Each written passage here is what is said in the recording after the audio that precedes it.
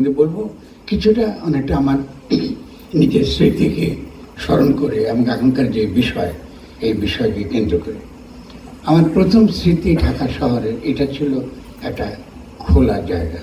Rajmani cinema ওদিকে অথবা যে কী বলে পুলিশদের যে বিল্ডিং ওটা মনে পড়ে আমার। আমরা এই জায়গাতে ছিলাম এবং এই জায়গাতে আমরা যখন যারা পুরনো এমএল আপনাদের ভাষায় নকশাল, ফলে আমাদের অনেকগুলো যুদ্ধ পরিচালিত হয়েছে এখান থেকে, ফলে এর সঙ্গে স্মৃতির সঙ্গে আমার জড়িত। এবং আমি চোখের সামনে দেখলাম যে এই শহরটা বদলে গেছে খুব দ্রুত। এই শহর আমি এখন আর চিনি না আসলে, কিন্তু যদি আমি ওই আমার তখনকার যে ঢাকাকে আমরা ভেবেছি শহর ভেবেছি, তার যে কল্পনা আমার স্মৃতির মধ্যে রয়েছে, বা ঢাকাতে ঘুড়ি উড়ানো হচ্ছে। আমরা এখান থেকে যখন বিশ্ববিদ্যালয়ে যেতাম, কারণ ফকিরের পুল দিয়ে মাঠ ছিল, খোলা মাঠ ছিল, আমরা এখান থেকে হেঁটে যেতাম মাঠের মাঝখান দিয়ে। তারপরে ওদিকে আপনার যেটা আমরা সোহরাওয়ার্দী উদ্যান, ওর মাঝখান থেকে আমরা ঢাকা বিশ্ববিদ্যালয়ে যেতাম। সেখানে ওই পুরনো রেসকোর্সে, যারা তরুণরা দেখেনি, সেই রেসকোর্সের শেষ কলোনিয়াল স্মৃতিগুলো আমাদের মনে আছে, আমার স্মৃতির মধ্যে। তো এই শহর কিন্তু চোখের সামনে বদলে গেছে, কিন্তু বদলে গেছে এমনভাবে নয় যে শহরটা ঠিক যেমনি করে আমরা চেয়েছি বদল হতে, তেমনি করে তার বদল হওয়ার যে আকাঙ্ক্ষা ছিল আমাদের তেমন হয়নি। সেই সময় আমরা যারা তরুণ ছিলাম, আমাদের কিন্তু মূল উদ্দেশ্যটা ছিল একটা বিপ্লব করা। তো বিপ্লব শব্দটা কিন্তু এখনো পর্যন্ত তরুণদের মধ্যে খুব রোমান্টিক আইডিয়া আকারে কাজ করে, একটা ব্যবহারিক কাজ আকারে, ব্যবহারিক চিন্তা আকারে কিন্তু তারা ব্যবহার করেন বলে আমার মনে হয় না। ভুল হতে পারে, যদি ভুল করি আমি ক্ষমা চেয়ে নেব। কেন আমরা এই রোমান্টিকতা এবং ব্যবহারকারীতে পার্থক্য করছি? একটা হচ্ছে আমরা যখন বিপ্লবটা করছিলাম বা চিন্তা ছিল আমাদের মাথার মধ্যে, তার সবচেয়ে বড় চিন্তাটা ছিল কয়েকটা, অনেকটা এরকম যে আমরা একটা গণতান্ত্রিক বিপ্লব চাই। তখনকার আমলে মনে আছে আপনাদের লড়াইটা দুরকম ছিল, এটা হচ্ছে গণতন্ত্র কেউ চাইতেন, কেউ সমাজতন্ত্র চাইতেন। তো আমরা দাবি করতাম, আমরা যারা মূলত এমএল ধারা থেকে, মার্ক্সবাদী লেনিনের ধারা থেকে এসেছি, আমরা কিন্তু সমাজতন্ত্র চাইতাম না। আমাদের সমাজতন্ত্রটা আগে অনেক পরে। ওই সময় দরকারটা একটা রুরাল, একটা কলোনিয়াল একটা সমাজ, যেখানে সামন্ততন্ত্র পুরোপুরি ভাঙে নাই, এখনো পর্যন্ত গ্রাম রয়ে গেছে, কিন্তু সামাজিক সম্পর্কটা সামন্ততান্ত্রিক। এই সম্পর্কটা আমরা ভাঙতে চেয়েছি। এই সম্পর্কটা ভাঙার মধ্য দিয়ে আমাদের মধ্যে যে আমির যে বিকাশ ঘটছে, নতুন করে একটা আত্মচেতনা, আমি আসছে, আমি অনুভব করছি আমি আগের মতো শুধুমাত্র প্রাকৃতিক বন্ধনের মধ্যে অধীন নই, আমার একটা নতুন সত্তা আছে যাকে আমি বলে ডাকি, তার একটা অভিপ্রকাশ করছে। ফলে সে আমির একটা অধিষ্ঠান দরকার, রাজনৈতিক অর্থে, সাংস্কৃতিক অর্থে। ফলে আমাদের তখনকার যে কাব্য, আমাদের তখনকার যে সংস্কৃতি, সেখানে কিন্তু এই নতুন আমিকে যে মাত্র সমাজের ভেতর থেকে বেরোচ্ছে, তার উদয় ঘটছে, তার যে মহিমা, তার যে স্বাদটা, সেই স্বাদটা নিয়ে আমরা কিন্তু সমাজকে বদলাতে গিয়েছি। এবং সমাজ বদলাবার ক্ষেত্রে আমাদের প্রধান যে লক্ষ্য ছিল, প্রধান লক্ষ্যটা ছিল কিন্তু সম্পর্কের পরিবর্তন, রূপান্তর। এই সম্পর্কের পরিবর্তনটার মধ্য দিয়ে একই সঙ্গে প্রকৃতির সঙ্গে আমাদের সম্পর্কের ধরনটা কেমন হবে, এটাও সেই সময় আমাদের মাথার মধ্যে কম বেশি ছিল, বেশ ভালোভাবে ছিল। মনে পড়ে, কারণ আমি তখন খুবই ঘনিষ্ঠ আমার বন্ধু আহমদ সাফা এবং আমার আরেক বন্ধু হুমায়ুন কবির, আমরা দুজনে ছিলাম কবি, কবিতা লিখতাম, কল্পনা করতে ভালোবাসতাম। এই বিভিন্ন জায়গায়, এই অলিতে গলিতে ঘুরেছি আমরা। ঢাকায় হেন কোনো বলি নেই যেখানে আমরা ঘুরে নিই। এর পরবর্তী আমাদের একটু আগের জেনারেশন, কাদরি, শামসুর রহমান, আল মাহমুদের যে জগৎ, এর মধ্যে দিয়ে আমরা কিন্তু ঢাকা শহরে গড়ে উঠেছি। আমাদের 60 দশকের যে ঢাকা শহর, যেটা আমাদেরকে তৈরি করেছে, আমাদের চিন্তা চেতনা, আমাদের সমস্ত কিছু আমাদের কাব্যের মধ্যে, আমাদের সংস্কৃতির মধ্যে গড়ে উঠেছে। এমনকি বিরোধটাও আপনারা কবিতার মধ্যে পাবেন। কেমন? আমি কিন্তু কবিতা রচনা করবো না, একটু করে আসছি আমাদের মূল বিষয়, কিন্তু এটা ইম্পর্টেন্ট বুঝতে পারেন। যখন আমার বন্ধু নির্মল দ্বিগুণ লিখলো তার আগে চাই সমাজতন্ত্র, আপনার কবিতা আকারে পড়লেন, এটা কিন্তু আমাদের এই যে আমির যে বিকাশ ঘটছে, আমিকে, তার যে মহিমা, তাকে আস্বাদন করা, তাকে প্রতিষ্ঠিত করা, একটা নতুন ধরনের সম্পর্ক তৈরি করা, এই যে স্বাধীন সত্তা আমির ভিত্তিতে আমি একটা সত্তা, আমি হাজির হওয়ার চেষ্টা করছি। এই আমির ভিত্তিতে আরও সকল আমির মধ্যে নতুন সমাজ তৈরি করবার যে আকাঙ্ক্ষা, যে আকুতি, এটাকেই আমরা রাজনৈতিক পরিভাষা বলে বুর্জোয়া গণতান্ত্রিক বিপ্লব। বুর্জোয়া শব্দটা আমরা এই এখন পরবর্তীকালে যেভাবে নিন্দার্থে ব্যবহার করি, আমাদের সময় কিন্তু আমরা নির্ধার্থে ব্যবহার করিনি কখনোই। কারণ আমরা লেনিনের সোশ্যাল ডেমোক্রেসি 2 রণকৌশল খুব মনোযোগের সঙ্গে পড়েছি এবং বলশেভিক বিপ্লবটা সব মনোযোগের সঙ্গে অনুসরণ করেছি, মাও জেতুংয়ের বিপ্লবটা সব মনোযোগের সঙ্গে অনুসরণ করেছি। ফলে এই যে চেতনার যে রূপান্তরটা ঘটছে, এই চেতনার রূপান্তরকে কী করে সামাজিক এবং রাজনৈতিক রূপ দিতে হয়, এটা আমাদের জেনারেশনের মধ্যে কম বেশি প্রবল ছিল। আমরা সব ব্যর্থ হয়েছি, হতে পারে, কিন্তু আমরা কেন পারিনি? কারণ আমাদের এই বুর্জোয়া ডেমোক্রেটিক অ্যাসপিরেশনটা কি নস্যাৎ হয়েছে যখন আমরা স্লোগান দেওয়া শুরু করলাম, তার আগে চাই সমাজতন্ত্র। আমির বিকাশটা হয়নি, আমি পুরোপুরি তার মর্যাদাটা বুঝতে পারিনি, তার শক্তিকে সে পুরোপুরি উপলব্ধি করেনি, আস্বাদন করেনি। আমি তখনও কিন্তু সামষ্টিক আমি হয়ে উঠিনি, মানে তখনও কিন্তু আমরা একটা গণতান্ত্রিক বোধটা গড়ে উঠিনি, মানে আমি তখনও পর্যন্ত সামষ্টিক রাজনৈতিক আমি হয়ে উঠিনি, যাতে সকল আমির যে মহিমা, সে মহিমার ভিত্তিতে যে গঠনতন্ত্র, যেটাকে আপনার সংবিধান বলেন, যে গঠনতন্ত্র প্রণয়ন করবার কথা এবং তার ভিত্তিতে যে ধরনের অর্থনৈতিক বিকাশটা হওয়ার কথা, সেটা আমাদের সমাজে তখনও পর্যন্ত এই উপলব্ধিটুকু আসেনি। ফলে আমরা ক্ষুদ্র স্ফুরণের মতো, স্ফুলিঙ্গের মতো আমরা যারা জেগে উঠেছিলাম সে সময়, আমাদের খুব দ্রুতই পরাস্ত হতে হয়েছে, আমরা পরাজিত হয়েছি। কারণ তার আগে স্লোগান দেওয়া শুরু হলো, তার আগে চাই সমাজতন্ত্র। কিন্তু এই সমাজতন্ত্র আমরা মুসলিমের মুখে শুনেছি, এই সমাজতন্ত্র আমরা হিটলারের মুখে শুনেছি। ফলে আমরা অনেকেই মনে করেছি সমাজতন্ত্র বুঝি প্রগতিশীল দাবি। কিন্তু তখন আমরা ক্ষুদ্র কিছু মানুষ, আমার বন্ধুরা যারা অনেকে জীবন দিয়েছে 71-এর যুদ্ধে, আমরা বুঝেছিলাম যে না, আগে আমাদের তার আগে চাই সমাজতন্ত্রের দরকার নেই, তার আগে দরকার কী করে আমরা একটা সামষ্টিক সত্তা তৈরি করতে পারি স্বাধীন সত্তার ভিত্তিতে। আমরা সকলে স্বাধীন, কিন্তু সকলে মিলে কী করে আমরা একটা গণতান্ত্রিক সামষ্টিক চেতনা গড়ে তুলতে পারি, এটা সবার আগে। তো ফলে খেয়াল করুন, এর পরবর্তী ইতিহাসটা আমার আর বলার দরকার নেই। পরবর্তী আমরা যা দেখেছি, সে বাঙালি জাতিবাদ বলুন, এই ধর্মনিরপেক্ষতা বলুন, এর সবই কিন্তু ছিল ফ্যাসিস্ট মতাদর্শ। আমরা এটাকে উদযাপন করেছি, এর পক্ষে থেকেছি অনেকে বুঝে কিংবা না বুঝে। আমরা ফিলোসফিক্যালি তার ক্রিটিক করিনি, তার পলিটিক্যাল ক্রিটিক করিনি, কিন্তু তার দিকে আমরা চলে গেছি। এবং আমরা দীর্ঘ, আজকে 72 সাল থেকে এখন দীর্ঘ একটা সময়, খেয়াল করেন এই 2024 সাল পর্যন্ত আমরা একটা ফ্যাসিস্ট কালপর্ব অতিক্রম করেছি। তার জন্য আমরা সকলে কিন্তু কম বেশি দায়ী, শুধু একমাত্র আওয়ামী লীগ দায়ী তা কিন্তু ঠিক না। কারণ যতক্ষণ পর্যন্ত আমরা আমাদের চিন্তার চেতনার কাছে ফিরে না আসি এবং বুঝতে চেষ্টা না করি যে আমাদের এখনকার কর্তব্যটা কি, তখন কিন্তু আমরা বাবারও কিন্তু এই বইটা পাবো। ঠিক তেমনি এবারে এসে খেয়াল করেন, আমাদের যে কর্তব্যটা ছিল, এতটা বছর আমরা অবহেলা করেছি, আমাদের কর্তব্য ছিল যেটা আমরা করতে পারিনি সেটাই আগে শেষ করা। ইতিমধ্যে কী কী ঘটনা ঘটেছে, একটা ফিউডাল সমাজের মধ্যে একটা ইন্ডাস্ট্রিয়াল সিটি গড়ে গড়ে উঠেছে, একটা সেন্ট্রালাইজ ঢাকা শহর গড়ে উঠেছে। এই শহরকে আমি এখন আর চিনি না।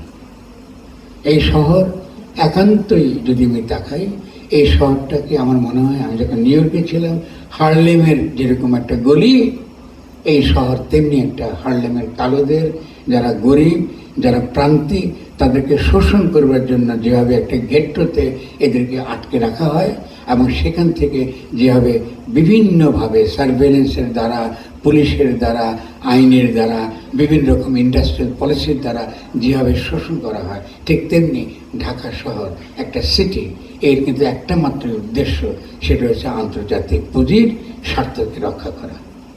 আপনারা নিউ ইয়র্ককে সমৃদ্ধ করছেন, আপনারা ব্রাসেলকে সমৃদ্ধ করছেন, আপনার বিভিন্ন বড় বড় শহরকে সমৃদ্ধ করছেন কিভাবে করছেন আপনার যে শক্তি, আপনার যে প্রাণ প্রকৃতি, বাংলার যে শস্য শ্যামলী নিয়ে আপনারা বড় বড় গান করেন, আমরা যে বিশাল বিশাল গান করি, রবীন্দ্রনাথের গান করি, ডিএল রায়ের গান করি, নজরুলের গান করি, তাকে বিনাশ করে, তাকে তাকে ধ্বংস করে আপনার যে সম্ভাবনা, আপনার যে ইকোলজিক্যাল পসিবিলিটি, আপনার যে অন্যান্য যে বায়োডাইভার্সিটি, প্রাণ বৈচিত্র্য বলুন, প্রাণের যে স্পন্দন বলুন, প্রাণের যে স্ফূর্তি বলুন, তার ভিত্তিতে নতুন রকম নগরায়নের যে চিন্তা, সেই নগরায়নের চিন্তা কিন্তু আপনি হারিয়ে ফেলেছেন। এই নগরায়নের চিন্তা হারিয়ে ফেলেছি আমরা। কেন হারিয়ে ফেলেছি? যেহেতু আমরা আমাদের রাজনীতির ইতিহাসটা পাঠ করতে শিখিনি। রাজনীতির ইতিহাসের সঙ্গে আমাদের নগরায়নের ইতিহাসটা, নগর নির্মাণের ইতিহাসটা কিন্তু জড়িত। বিচ্ছিন্নভাবে কিন্তু আমরা এই নতুন করে যে নগর করে তুলবো, এটা কিন্তু আমরা করিনি। এটা কিন্তু ঘেট্টো, ঢাকা একান্ত একটা ঘেট্টো শহর। আজকে আমি ঢাকায় এসে আমরা দুবার পথ হারিয়ে ফেলেছি। কারণ এটা একটা সিম্পলি, আপনি নিউ ইয়র্কে যাবেন কি, ব্রাসেলে যাবেন কি, স্পেনে যাবেন, এই যেমন করে ঘেট্টো রাখে, কালো মানুষদের রাখা হয়, আরব দেশ থেকে আসা, তুর্কি দেশ থেকে আসা এসব মাইগ্রেন্টদেরকে যেমন রাখা হয় জার্মানিতে, আপনারা তেমনি মাইগ্রেন্ট মন্ত্র, সস্তা শ্রমের উৎস, চিপ লেবার। আপনারা যারা কি বলে ইঞ্জিনিয়ারিং পড়েছেন কি বড় বড় ডিগ্রি পড়েছেন, আপনারা কিন্তু চিপ লেবার, সস্তায় আপনাদের শ্রম তৈরি করা হয় এবং সস্তা শ্রম আন্তর্জাতিক বাজারে পুঁজির কাছে বেচা বিক্রির জন্য আপনাদেরকে তৈরি করা হয়। আপনাদের বিশ্ববিদ্যালয়গুলো কিন্তু সস্তা শ্রম তৈরির কারখানা মাত্র। আপনাদের কোনো রাজনৈতিক রাষ্ট্র নাই, আপনাদের সত্যিকারের আপনাদের শহর বলে কিছু নেই। ফলে যদি আজকে এটা আপনাদের শহর না, এটাকে ভাঙতে হবে। তাহলে আজকে গণ অভ্যুত্থানের পরে যদি আমাদের কোনো প্রতিশ্রুতি নতুন করে নিতে হয়, একটা সংকল্প নিতে হয়, তাহলে প্রথম সংকল্প হবে ঢাকা শহর ভাঙতে হবে।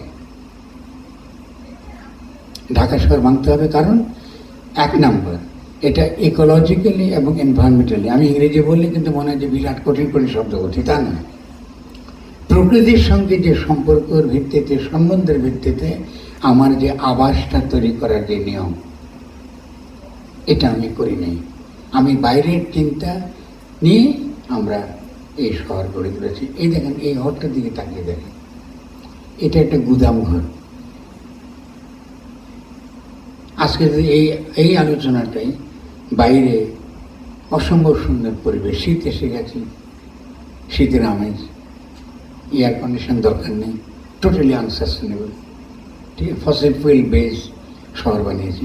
বাইরে একটা সুন্দর বাগানের মধ্যে, একটু ভাবুন, কল্পনা করুন, একটা সুন্দর একটা বাগানের মধ্যে বসে অদ্ভুত সুন্দর পরিবেশে সূর্য ডুবছে, এই পরিবেশে আমরা এই মিটিংটা করছি। বুঝতে পেরেছি? আমরা কল্পনা করার ক্ষমতা মধ্যে হারিয়ে ফেলেছি। আর আমাদের যারা ইঞ্জিনিয়ার যারা আছেন, যারা আর্কিটেক্ট, তারা ভাবতেছেন এটা বোধহয় খুব ভালো একটা আর্কিটেকচার। যদি আমি এসে একটু আসিফকে ফারুককে বললাম যে বেশ ভালোই তো একটা হল আছে, আপনাকে বেশ মডিং করে, হ্যাঁ ঠিকই, কিন্তু এটা কিন্তু আইডিয়াল না। এই যে সিম্পলি আমরা এখানকার আর্কিটেকচার দেখি, এখান থেকে আমাদের কিন্তু আগাগোড়া ক্রিটিকটা করলে আমরা বুঝবো যে আজকে এই যে নতুন যে শহরের পরিকল্পনা, যেটা আমরা জাস্ট সিটি বলি, শব্দটা কিন্তু বাইরের তৈরি করা, এই আমরা আলোচনা করেছি, কিন্তু স্টিল যেন আমরা মনে করি ঠিক আছে, এই পাশ্চাত্যের এই ক্যাটাগরি দিয়ে আলোচনা হোক শুরু, তারা এটাকে বলে জাস্ট ট্রানজিশন, মানে শহর ভাঙতে হবে, কিন্তু এমনভাবে ভাঙতে হবে যে যারা এতে এই ভাঙার মধ্যে, এই ভাঙার যে প্রক্রিয়া, সেই ভাঙার প্রক্রিয়ার মধ্যে যেন তারা ক্ষতিগ্রস্ত না হয়, তাদের প্রতি সুবিচার করে আমরা যেন শহরকে ভাঙতে পারি, নতুন করে করতে পারি। শহর ভাঙার মানে হচ্ছে প্রথমত এই যে শহর, একটা ছোট্ট শহরকে কেন্দ্র করে একদম কি বলা যায়, আজকে এই যে ক্যাপিটালের পুঁজির যে কেন্দ্রগুলো, সে মার্কিন যুক্তরাষ্ট্র হোক কি ব্রাসেলস হোক, যেখানে তারা যেভাবে সারা দুনিয়ায় তারা যেভাবে শোষণ করে, তাদের যে সকল ইনস্ট্রুমেন্টসগুলো আছে, মেট্রোপলিটন সিটিতে তাদেরই প্রতিনিধিগুলো বাস করে, এইদের খপ্পর থেকে বাইরে এসে আমরা কি করে আমাদের নগরগুলোকে তৈরি করব, এমনভাবে তৈরি করব যে নগরটা, ভাবুন যে আজকে থেকে সুলতানি আমলে ছিল, গ্রামগুলি কেমন ছিল, নদী বাহিত দেশ, এটা তিনটা বিশাল নদীর মধ্যে এবং তারও শাখা প্রশাখা নদীর ভিত্তিক একটা দেশ এটা। এখানে নগরগুলো গড়ে উঠেছে বিচ্ছিন্নভাবে, এক একটা গ্রাম একটা গ্রামের সঙ্গে তার যে বিভাজন, এটা নদী তৈরি করে দিয়েছে, কোনো মানচিত্র নয়। কোনো নগর পরিকল্পনাকারী এটা করেনি। প্রকৃতি সেই বিভাজনগুলো করে দিয়েছে। বর্ষার সময় যখন আসে, প্লাবন যখন আসে, সে সেখানে বাঁচবার জন্য সেই গ্রামগুলোকে উঁচু করে। এবং পলি আসছে থেকে নেপাল থেকে। আজকে বাংলাদেশের মাটি কিন্তু আপনাদের মাটি না, ওটা কিন্তু নেপালের মাটি। আপনি কি কখনো ভেবেছেন? এটা কিন্তু নেপালের মাটি, হিমালয়ের মাটি। এটা পুরোটা কিন্তু মরুভূমি হওয়ার কথা ছিল। এই মাটিটা এসছে নেপাল থেকে, এই নদী পরিবাহিত হয়ে এখানে এসছে। ফলে মাটিটাও আমরা তৈরি করিনি। ফলে এই যে মাটি এসছে নদী বাহিত, এই যে সংস্কৃতি, তার যে বাণিজ্য ব্যবস্থা, সেই বাণিজ্য ব্যবস্থাটা ছিল গঞ্জ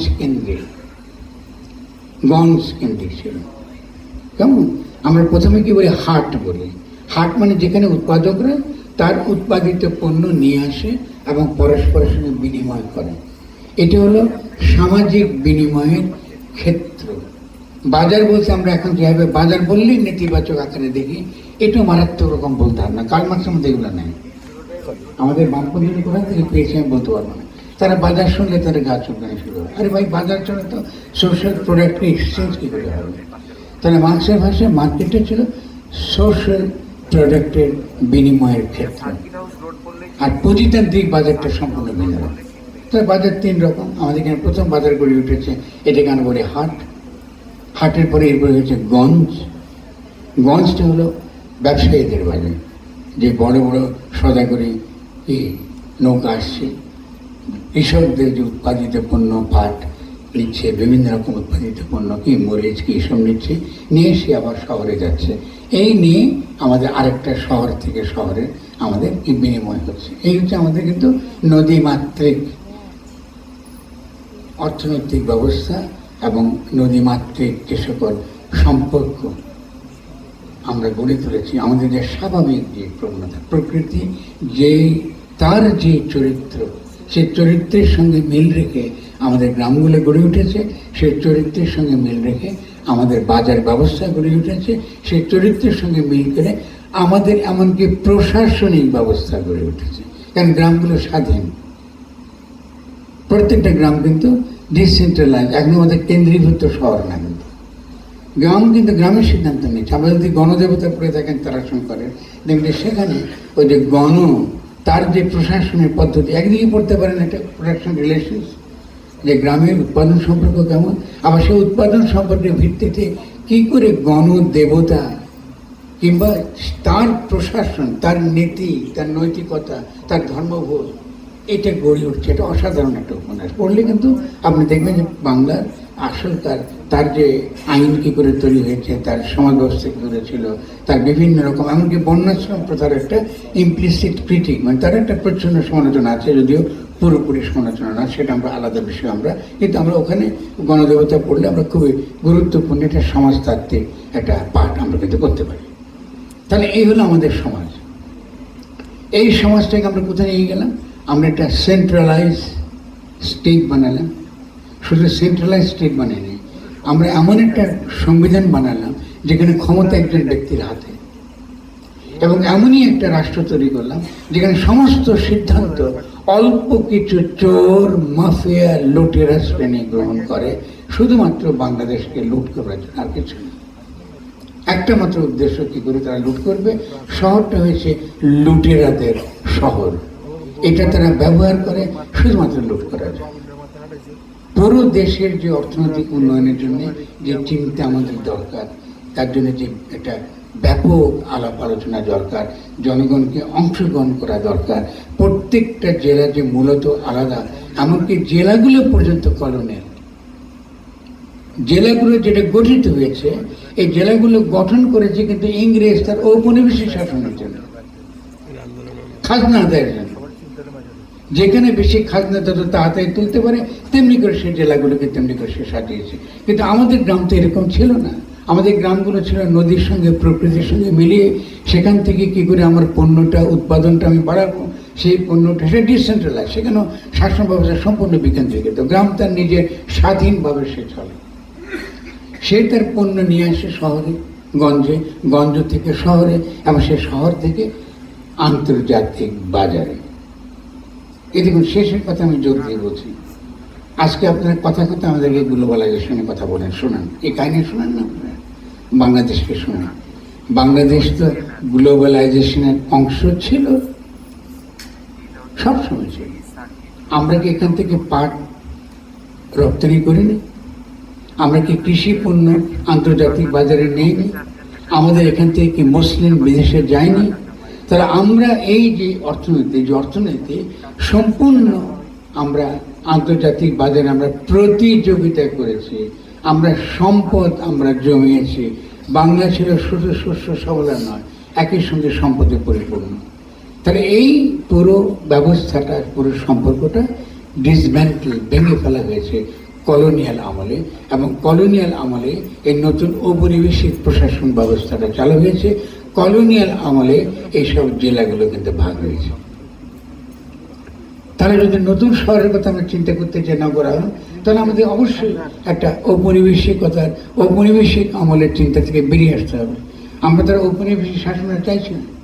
তাহলে যদি আগে ঔপনিবেশিক শাসনের কেন্দ্রস্থল হতো যদি বিলাত বা ইংল্যান্ড, তাহলে ঢাকা শহরকে তো আমরা আরেকটা বিলাত বানাতে পারবো না। পারবো কি বলুন? এটা তো আরেকটা বিলাত হতে পারবে না।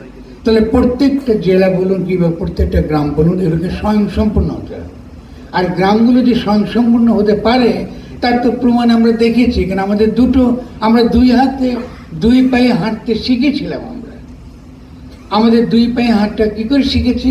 আমরা একদিকে কি করছি? কৃষি উৎপাদন করছি, কারণ আমরা কৃষি প্রধান সমাজ। আরেক পায়ে আমরা হাঁটছি, আমাদের ছিল তাঁত। ইতিহাস ভুলে যাবেন না।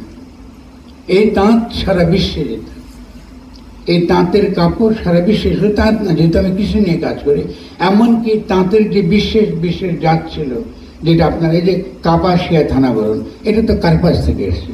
এই পুরো ধামরা থেকে আরম্ভ করে কর্ণফুলের পুরো এলাকাটা ছিল একটা মসলিনের যে এলাকা, যেখানে তাঁত হতো। সেখান থেকে আমরা বিভিন্ন রকম আমরা তুলা উৎপাদন করতাম, অত্যন্ত মসৃণ কাপড় তৈরি করে সেটা বিদেশে যেত। আপনারা স্মৃতি ভুলে যাচ্ছেন কেন? আপনারা নতুন নগরায়ণ করতে চান, আপনাদের পুরনো স্মৃতিতে ফিরে যেতে হবে। তার মানে এই নয় যে আমরা পুরনো বাংলাদেশ ফিরে জানতে পারবো না, কিন্তু আমরা নতুন বাংলাদেশ শুরু করবার যে জন্য যে কল্পনাটুকু দরকার, আমরা কি হারিয়েছি আর কি সম্ভব, এটা যদি আমরা বুঝতে যাই, তাহলে পুরনো স্মৃতি যেমন করে বারবার আমাদের ফিরে যাওয়া দরকার, তেমনি একই সঙ্গে নতুন কি কি সম্ভব এই বর্তমান নিউ লিবারেল ইকোনমিক অর্ডার, মানে বিশ্বব্যাপী যে নতুন বাজার ব্যবস্থা, যেটার মধ্যে অল্প কয়েকটা company, Elon Musk, Zuckerberg, Bill Gates, যারা আমাদেরকে নিয়ন্ত্রণ করে, এদের বাইরে আমরা আমাদের একটা অর্থনীতি এবং একই সেই অর্থনীতির ভিত্তিতে আমাদের যে বিশেষ নগরায়ন, এটা আমরা কী করে করবো।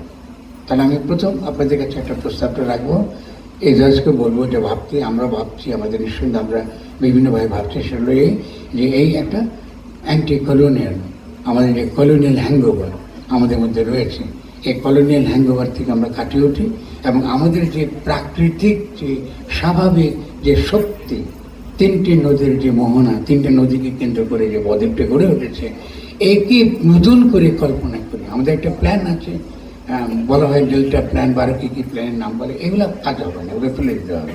আমাদেরকে নতুন করে ভাবতে হবে। এই গণ অভ্যুত্থান জুলাইয়ের আমাদেরকে নতুন করে ভাববার প্রেরণা দিতে হবে, শক্তি দিতে হবে। তাহলে এটি হলো প্রথম ব্যাপার। আমরা একটা নতুন নগরায়নের শুরুটা হতে হবে, 1 নম্বর, শহর ঢাকাকে ডিসম্যান্টেল, ভেঙে ফেলতে হবে। দয়া করে আমি ঠিক যে ভাষায় বলছি সে ভাষায় কথা বলতে হবে না, এটা ভাঙতেই হবে। এটা একটা বসবাসের যোগ্য শহর না, যদি শুধু ঢাকা শহরের কথা বলি। আমি চিটাগাং থেকে ঘুরে এসেছি, যেটা পাহাড় ছিল একসময়, অসাধারণ, মাতামুহুরি থেকে আরম্ভ করে কর্ণফুলি থেকে, এটা অসাধারণ একটা যে জায়গা, এই শহরকে নষ্ট করে ফেলা গেছে। ওখানে থাকা যায় না, ওটা অপরার যোগ্য নয়, এগুলো ভেঙে ফেলতে হবে আমাদের। ফলে গণ অভ্যুত্থানে মানে কিন্তু নতুন করে নিজেদেরকে নির্মাণ করা। এটা যে শুধু নতুন গঠনতন্ত্রের প্রণয়ন তা নয়, কিন্তু যেটা আমি বলি বারবার, আপনার সংবিধান করেন, এটা দিয়ে করবেন কি? আইন বানাবেন? আইন দিতে হবে না, আপনাকে নতুন করে নিজেকে গঠন করবার চিন্তা করতে হবে। তার মানে এটা কি? কলোনিয়াল যেসব হ্যাঙ্গওভার আপনার গঠনতন্ত্রে রয়ে গেছে,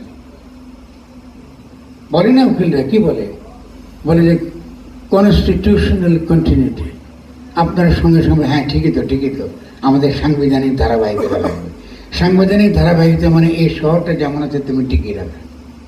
সাংবিধানিক ধারাবাহিকতার মানে হলো কলোনিয়াল আমলের যেসব আইনগুলো আছে, পেনাল কোড থেকে আরম্ভ করে যত রকম কলোনিয়াল যত অত্যাচারের নির্যাতনের আইন আছে তারা ধারাবাহিকতা রক্ষা করে। আপনারা কিন্তু গান নাড়ছেন, মানে গোলামের বাচ্চা গোলাম, অদ্ভুত ব্যাপার। ও যে গোলাম, এই আইন দ্বারা তাকে গোলাম রাখা, সে নিজে কিন্তু বোঝে না। আচ্ছা, এই উকিলগুলো বলতেছে, আপনাদের কোনো হুঁশ নাই কি বলতেছে তারা বলতেছে ইংরেজ শাসন চলতে হবে। আপনি কনস্টিটিউশনাল কন্টিনিউ কথাটা মানে হলো ইংরেজের শাসনে চলতে হবে, এটা কি আপনারা চান? এবং এটার নামে সংবিধানের নামে দেখুন ঢুকে ফেললে পুরো গণপ্রজাতন্ত্রের সংবিধানের ভেতরে। ঢাকা শহরে যারা তথাকথিত বুদ্ধিজীবী, চিন্তা করতে সক্ষম, তাদের কোনো খবর নেই যে এটা কিন্তু তাদেরকে কিন্তু দমন করার জন্য, তাদের কিন্তু গোলামের বাচ্চা রাখার জন্য কিন্তু কথা করে বলা হয়। তাহলে আমরা যদি নগরায়নের কথা ভাবি, আমাদের কিন্তু গঠনতন্ত্রের কথা ভাবতে হবে, যে আমাদের গঠনতন্ত্রের মধ্যে এমন কিছু থাকতে হবে যেটা আমরা কি করে আমাদের যে নগরায়ন পরিকল্পনা, সেই নগরায়ন পরিকল্পনার দাবিগুলো তার মধ্যে থাকতে হবে। কিরকম দাবি থাকতে পারে?